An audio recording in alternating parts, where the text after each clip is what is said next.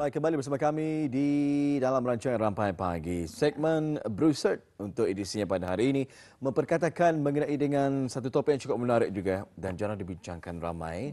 Gangguan seksual dalam talian. Dan Alhamdulillah memperkatakan tajuk kita ini bersama dengan Pegawai Operasi Yang Mulia Puan Nomi Hafiz Zakia binti Haji Pawi. Assalamualaikum Puan. Waalaikumsalam warahmatullahi wabarakatuh. Apa khabar pagi ini, sihat ya? Alhamdulillah sihat. Lebih mesra dipanggil sebagai Puan Nomi. Nomi ya. Alhamdulillah. Jadi topik yang kita bawakan pada pagi ini agak sedikit kurang dibincangkan ya.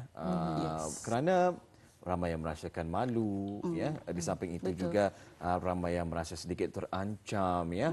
Apatah lagi mendedahkan teks-teks seksual yang sering dihantarkan kepada mangsa, bukan saja para wanita, malahan para lelaki juga ya turut menerima gangguan sebegini ya. Jadi memulakan perbincangan kita ini pada pagi ini, mungkin boleh memberikan sedikit mukadimah, terangkan dengan lebih lanjut berkenaan dengan topik pagi ini dan apa sebenarnya gangguan seksual dalam talian ini. Okey. Assalamualaikum warahmatullahi wabarakatuh. Selamat pagi kepada Tuan Wali, Puan Masayu dan para penonton Rampai Pagi pada hari ini ya. Terlebih dahulu pihak Cyber Security Brunei ingin mengucapkan ribuan terima kasih atas jemputan wawancara Rampai Pagi pada hari ini dan memberikan peluang kepada CSB untuk mengongsikan pelbagai isu semasa mengenai ancaman siber yang banyak berlaku pada masa ni ya. Okey, seperti yang terpapar di skrin habis kita ni ya, topik yang dibincangkan hari ini adalah mengenai gangguan seksual dalam talian bersempena dengan Hari Wanita Sedunia yang disambut setiap 8 hari bulan Mac. Okey. Iya.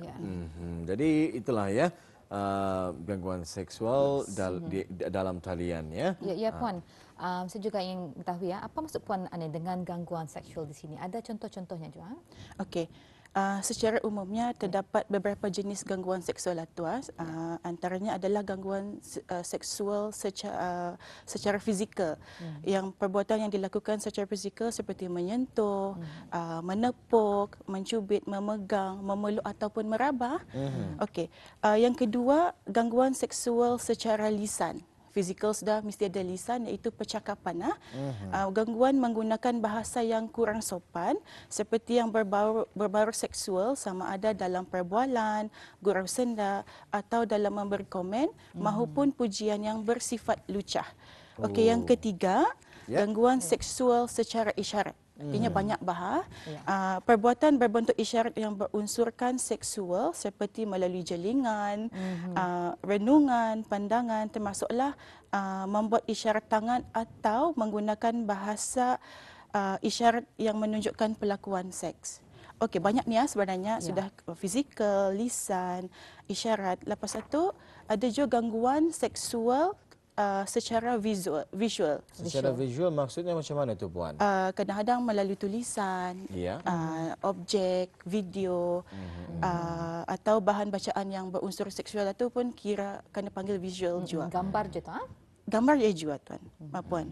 Okay. Dan seterusnya adalah gangguan seksual secara psikologi, mentally kena kacau. Yes, iaitu perbuatan mendesak atau merayu secara berulang kali hingga memberikan impak yang boleh mendatangkan kesan negatif kepada mangsa, seperti mangsa berasa tidak selesa, gelisah, kadang-kadang ia boleh menyebabkan kurang keyakinan diri, sedih dan berasa tidak selamat. Dan yang terakhir sekali iaitu topik yang akan kita sentuh hari ini iaitu gangguan seksual dalam talian. Okey. Seperti yang dipaparkan di skrin, pengertian gangguan seksual atas talian adalah perbuatan atau tingkah laku berbaur seksual yang mendatangkan rasa kurang selesa yang menggunakan medium teknologi atau media elektronik atau lebih dikenali sebagai internet. Seperti yang kita saksikan di kaca TV ini ya. Yes. Contohnya adalah menggunakan SMS, email, media sosial dan permainan atas talian atau dikenali juga dengan online gaming.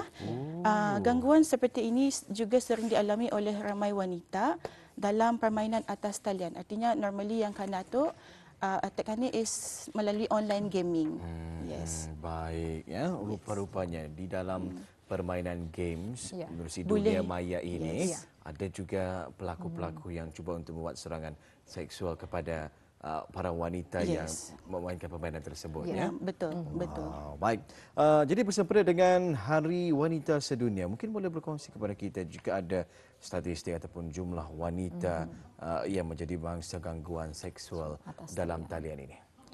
Okey, mengikut yang dipaparkan di skrin, mengikut kajian yang dibuat oleh Web Foundation, seramai 52% wanita dan gadis muda telah mengalami gangguan dalam talian berbanding kaum lelaki ya. Ya. Okey. Daripada kajian tersebut, saya kongsikan antara gangguan seksual atas talian termasuk penggunaan bahasa kasar, Ya. ancaman keganasan, seksual dan body shaming. Selalunya body shaming ini pun kerana jua. Okey, dan dalam laporan berikut juga ada menyatakan bahawa mangsa gangguan seksual atau talian menerima pesanan atau komen berunsur menghina dan ada juga yang menerima ancaman bunuh. Yang selalunya datang dari akuan tanpa nama ataupun anonymous atau dalam arti kata lain dari orang yang tidak dikenali. Tapi alhamdulillah di negara Brunei Darussalam telah diperuntukkan akta Ya. Akta Perlindungan Perempuan dan Gadis-gadis dalam Akta 1972 di mana salah satu objektifnya adalah bertujuan untuk menangani isu-isu keganasan terhadap wanita dan kanak-kanak termasuk gangguan seksual dalam talian secara amnya. So artinya masa ni kerana cover sudah alhamdulillah lah di Brunei ni ada cover sudahlah, ada aktanya sendirilah puan Dapat melindungi ya para wanita Yes, dan alhamdulillah. juga anak-anak ya. Tani tahu we have rights to do, artinya macam boleh dilaporkan ke pihak yang tertentu lah. Yes, Ya. betul. Ya, tadi Puan sudah terangkan kepada kami kan apa antara contoh-contoh gangguan seksual ya. Macam mana pula dengan jenis-jenis gangguan seksual dalam talian? Okey. Ada beberapa jenis gangguan seksual dalam talianan ya. Akan saya huraikan lebih lanjut jenis gangguan yang pernah melanda negara kita sendiri ya. Okey.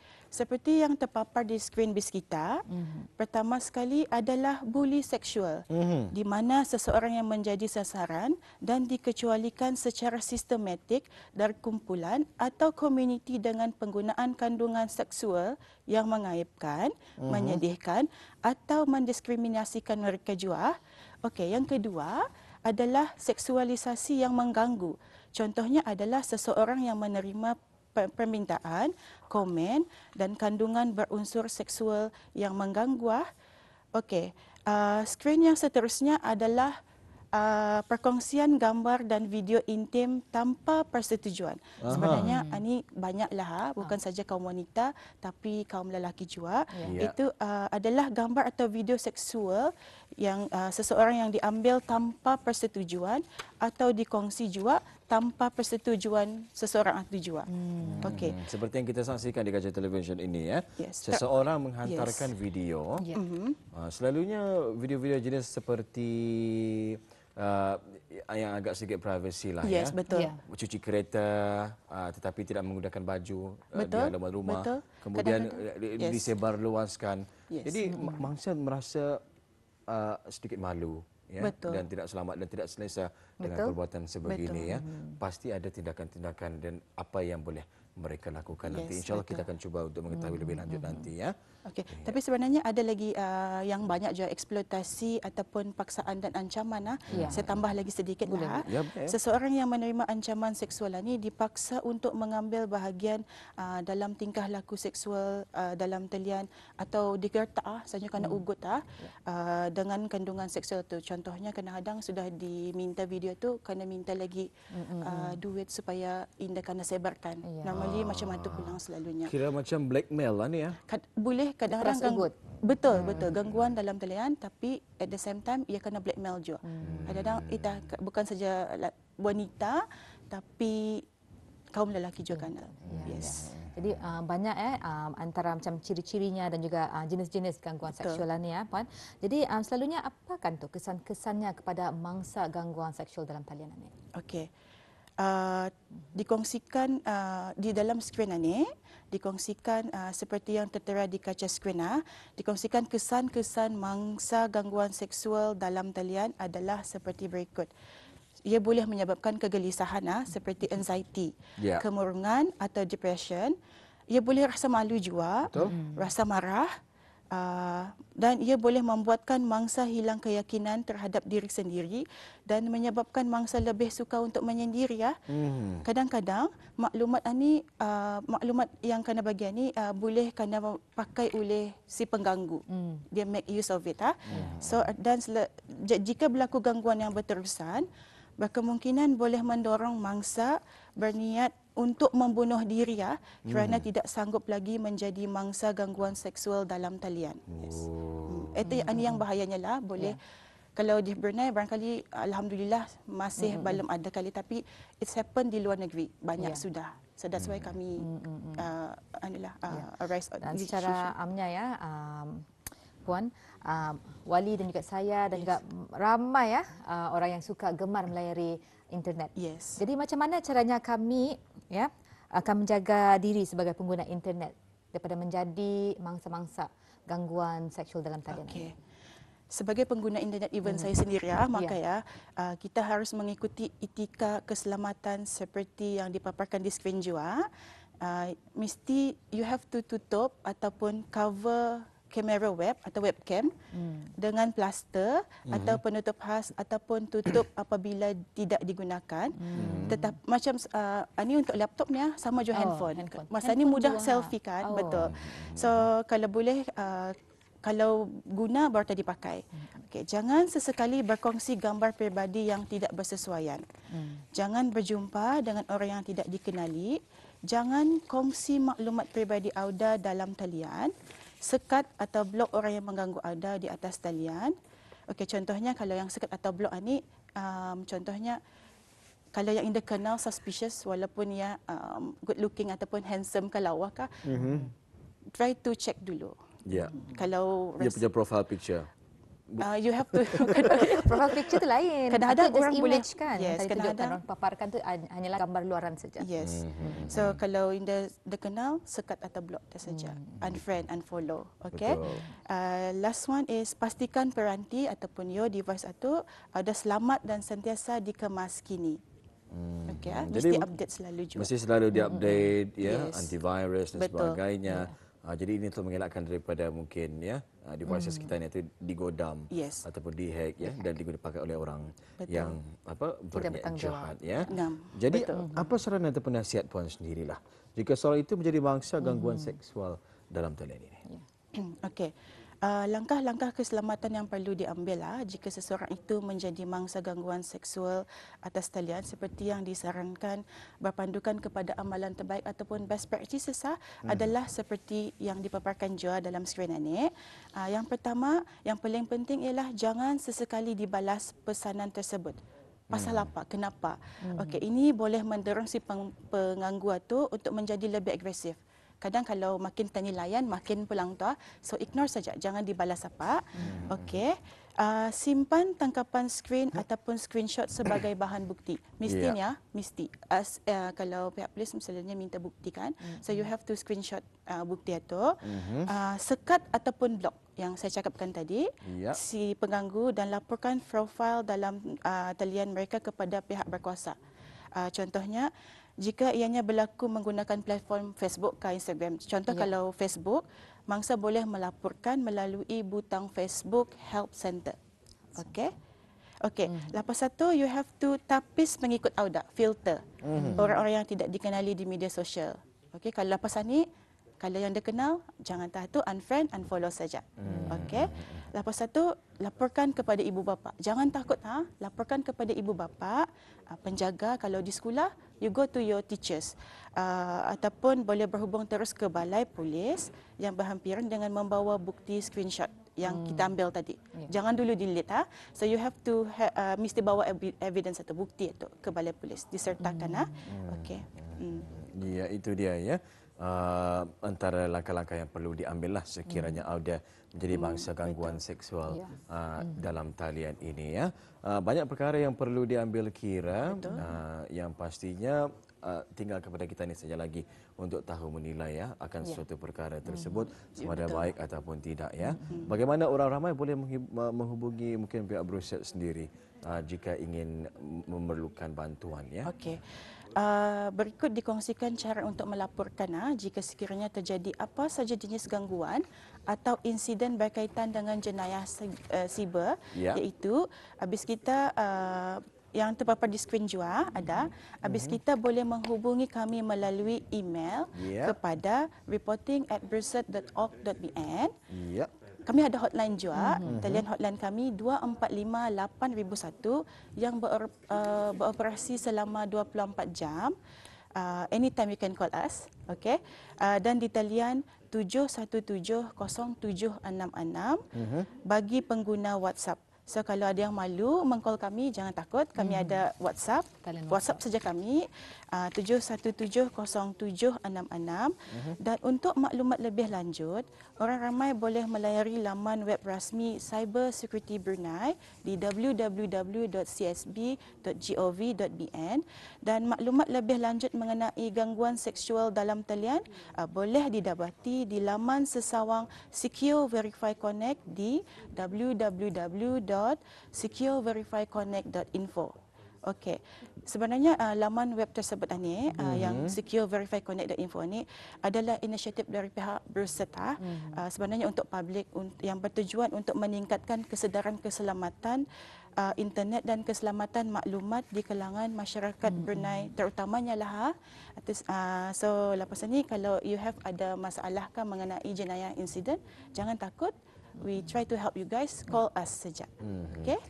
Iya, banyak jenayah-jenayah insiden yang berlaku di media sosial pada ketika ini ya, dengan seiring perkembangan teknologi dan juga peranti ataupun kemudahan software dan sebagainya ya.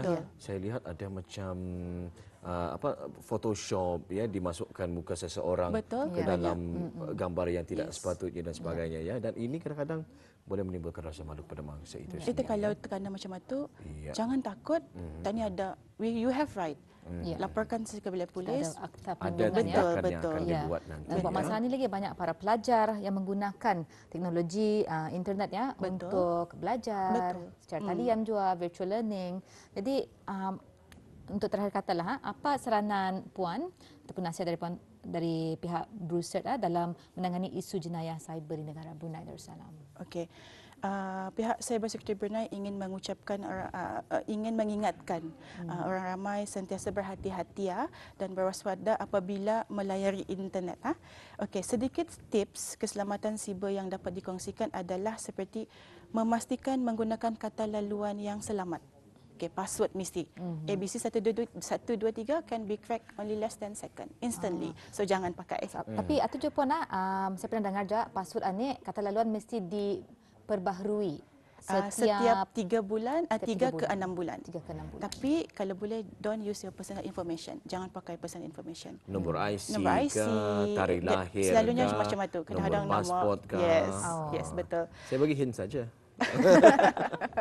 Ya, baik. Untuk akhirnya juga mungkin sedikit lagi ingin disampaikan. Okey, kemaskini persian keselamatan mesti antivirus dan operating system itu selalu update. Simpan dalam lindungan maklumat. You have to backup your data juga. Elakkan dari mudah terpedaya, terutama sekali pelaburan yang menjanjikan pulangan yang tinggi dengan risiko yang rendah. Yes, betul. So waspada dengan jenayah siber. Think before you post, artinya fikir sebelum menekan bautan yang mencurigakan, dan sentiasa meningkatkan pengetahuan tentang keselamatan siber kerana ia akan sentiasa berubah dari masa ke semasa. Kadang ini attack-nya lain, esok lain. You have to be careful. Itulah ya. Sedikit perkongsian pagi ini berkenaan dengan gangguan seksual dalam talian. Ribuan terima kasih kita ucapkan Yang Mulia Puan Nomi Hafiz Zakiah binti Haji Pawi, Pegawai Operasi, bersedia bersama kita berpagi ini dengan slides yang cukup terperinci mengongsikan bersama dengan Auda penonton ya. InsyaAllah kita akan bersama lagi ya dengan topik perbincangan yang lain pula ya. Assalamualaikum Puan. Waalaikumsalam. Thank you, Ja. Iya. Itu dia Mas Ayu Kita telah perkongsian yang amat menarik ya mengenai gangguan seksual dalam talian. Ya, apa-apa pun kita akan berehat seketika dan kita akan berehat nanti seketika untuk mengikuti berita pada pukul 9 pagi ini bersama dengan rakan penyampai nanti yang akan membawakan berita dan juga hal ehwal semasa. Dan selepas itu kita juga akan ada satu lagi ruangan wawancara melalui telefon mengenai perlawanan merintis pengakap 2021 anjuran Persatuan Pengakap Daerah Brunei Muara. Kita akan cuba untuk menghubungi Yang Mulia Skip Samsudin bin Haji Ahmad dan juga Skip Haji Muslin bin Haji Salim nanti mengongsikan berkenaan dengan